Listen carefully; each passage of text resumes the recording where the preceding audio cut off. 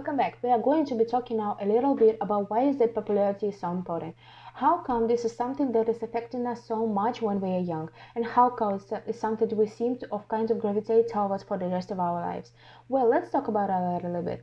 One thing I'm going to point out is the idea that this has become really explicit. Have you ever noticed recently if you're on a web, there's a lot of information about what's trending? Whether you are on Twitter or whether you're just even looking at a news story or anything you see, you'll sometimes see these graphics that talk about how many times has a story been tweeted, or how many people have liked this on Facebook, or how many comments are there, and often that's right off the top of the story. In fact, even after you're done reading the story, there's maybe these icons again, encouraging you like, and you should tweet about it, you should like it on Facebook. Why is that happening? We are kind of almost grown accustomed to it. I think one of the reasons why is this happening is because it's based on this fundamental premise that if we see a lot of people are really interested in something, we will think somehow it's good, it's important. We want to do what everyone else is doing, even if we resist that idea and we think, no, I'm individual, don't just conform. Still, we are kind of a bit influenced by that. We think, well, if that's something that 3,000 other people have liked, then it must be something really important that I need to look at. It's the same thing when you watch a commercial and they say this is the number one movie at the box office. They are really trying to pull out the idea that it's popular and therefore that means it is good. But why does that work so well? Why do we even care about the fact that everyone else is doing it? I mean, I want to read the news stories that I think of are interested of me, and I don't think my interests are going to be the same as 10,000 other people that read the same news story. So why would I automatically think that this is important? It turns out that a lot of might have to do with the way that we developed as a species. And the way that we can think about this is what we took a step way back and thought about this from an evolutionary perspective. So let's go back to the world of caveman and cavewoman and really thought about what life was like at the same time, because that's how we developed the brains we have today. Even thought that's a long time ago, that's not very long ago from the perspective of our biological development. So there are lots of ways that what happened back then is still influencing us today, and it's still influencing how our brains work. So have you ever noticed how if you yawn, then other people around you will yawn? Yawns are kind of contagious. Or have you ever heard that women live together in close quarters or spend a lot of time together, their menstrual cycles will start to synchronize? That all has to do with the same idea here. It's the sense that when we are cave people, a long time ago, we quickly learned that we are going to do a lot better if we live together. And if we can't pay attention to signals from each other, so if you think about it, if you went on your own, well, you would have a hard time getting food, right? And if you got food and you killed something like a giant wild beast or whatever, you are not going to be able to eat that of there all by yourself. So it's really inefficient. And if you try to save the rest of it, it's going to spoil and you are going to get sick and die. And evolutionary, you are going to be weirded out. So we are really learned that when it comes to food, same with safety, protecting one another, or when it comes to other ways to coordinating activities, like when should we all go to sleep. That way we can all go to the next part of, we are a nomadic group. So that helps us to get to the next part of where we are trying to move to. It will be good if that was all synchronized and we were in a herd and we learn to be a herd. And the more you stay in the herd, the more you sleep when everyone sleeps. The way we can all work together and move together at the same time. The more that everyone stops to give birth or to conceive new babies. They should all happen at the same time. We should all eat together. We should all protect each other. If you are living that herd, then those things will be threatened. You won't get food, you won't be safe, you won't stop at the same time as other, and you might get kicked out. You might be alone, you might be unsafe, and that's not good for you. The people that did that, they were weeded out through natural selection. We are all the people that survive by learning to pay attention to what the herd has to say. It turns out that that has had a really cool indelible effect on how our brains are put together. But we just recently discovered this in ways that we kind of didn't even expect. So there have been a lot of researchers that have been interested in understanding how the brain works. And in particular, there have been a lot of people that have looked at how the brain kind of lights up in fMRI, let's say when we experience pain. So what I mean by that, there's have a lot of studies when they have asked people to lay down in fMRIs. They kind of laying there and they show them on screen over their head, and they give them an opportunity to experience some types of stimuli. Now, in some cases, those might be real life stimuli. So while their hand is sticking out of the fMRI, they might get a little prick or some sort of painful stimulus.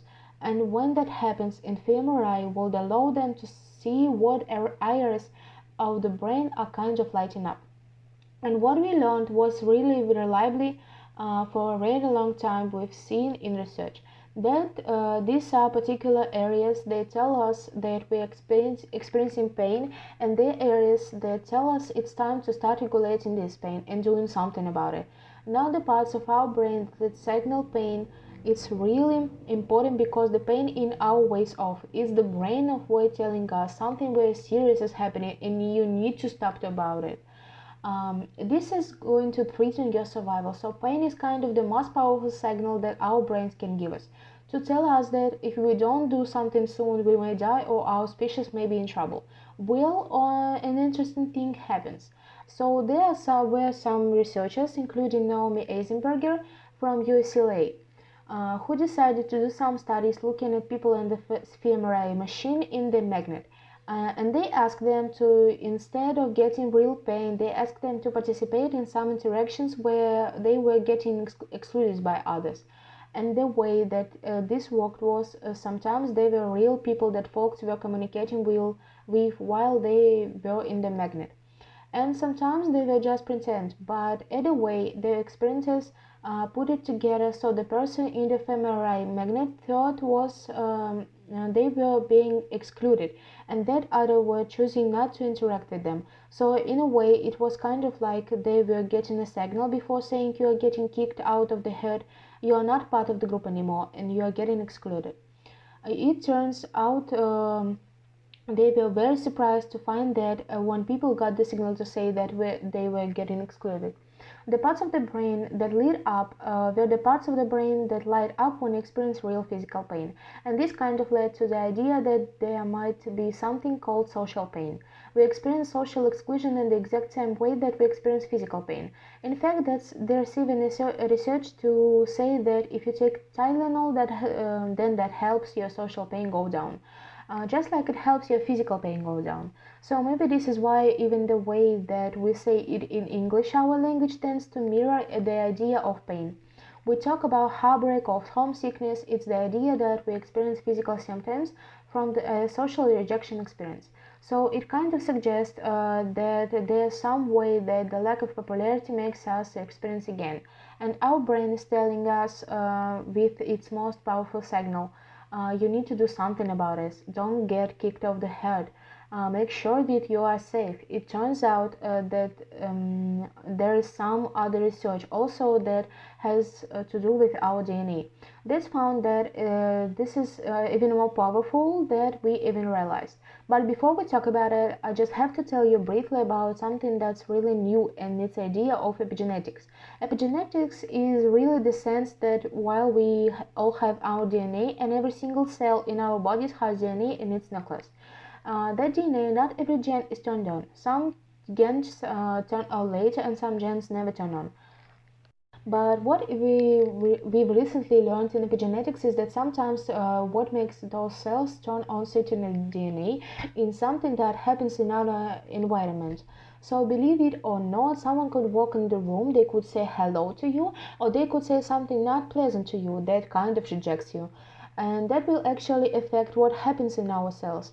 And the reason why this is important, as you probably know, Many of our cells are dying every second, and new cells are growing every second. So if an experience happens to you now, the cells that will start growing 2 seconds from now are going to start relying on the DNA that was activated by what happened to you before. In fact, it's been suggested that every 6 months or so we are the person that is reactive to what happened to us and those prior cells about 6 months ago. So we are constantly new, renewed people and that are living through epigenetics based on the happening to us month before. It turns out our social experiences have an incredibly important impact on our DNA. So for the same reasons we talked about before, we're hurting and with our evolutionary legacy. We've learned that if something happens to us that makes us feel rejected, then our bodies turn on specific DNA. And the DNA turns out on has to do with our physical health. So again, let's think again about cave people. If you were a person that was living back in those times, one of these things that happened even to you lived others is you found you got a lot of colds, and the reason why is because viruses spread from human to human. So as long as you're interacting with other people, your DNA is activated to develop an immunity to viruses, and all of the genes that help us to resist viruses are upregulating. In other words, they get kind of turned on. If you were part of the herd, there was much less of a chance that a dinosaur was going to come and eat your arm off. Therefore, you wouldn't have to have all of the inflammatory types of responses of your body to quick heal that bleeding limb and keep you to survive. You wouldn't need that kind of pro-inflammatory protecting us much. Well, what happened in the minute we would get rejected by others, we actually find that gens that help us resist viruses become downregulated. In fact, you can take a blood test 30 minutes later and find that you can see the sense of that so quickly. Meanwhile, the inflammatory responses are all upregulated. So, of course, if something happens to you for 1 minute today, that doesn't mean you are going to have an inflammatory disease necessarily. But if you experience chronic rejection over so much time, you experience way of feeling that you are not a part of the herd, you are not someone that is keep accepted and popular, then over time your cells will continually develop that upregulated inflammatory response. So it turns out the popularity is actually changing the way that our DNA expresses.